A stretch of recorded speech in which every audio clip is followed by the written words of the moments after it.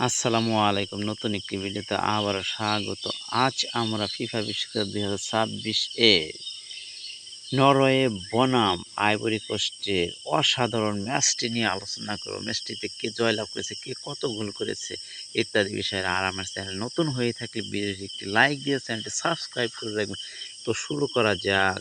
২০২৬ FIFA বিশ্বকাপের round of ৩২ এর ম্যাচে আইভরি কোস্টকে ২-১ গোলে হারিয়ে কোয়ার্টার ফাইনালের পথে পা রেখেছে নরওয়ে।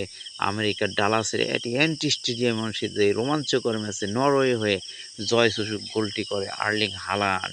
ম্যাচের বিস্তারিত বিবরণ। ফলাফল: নরওয়ে ২, আইভরি কোস্ট ১। প্রথমার্ধে ম্যাচের ৩৯তম মিনিটে অ্যান্টোনিও নুসার দুর্দান্ত শটে ১-০ গোলে এগিয়ে যায় নরওয়ে। দ্বিতীয়ার্ধে আইভরি কোস্ট ম্যাচে সমতায় ফেরে।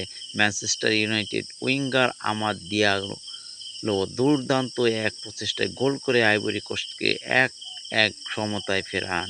নিকোলাস পেপে অ্যাসিস্ট করেন ম্যাচজয়ী গোল।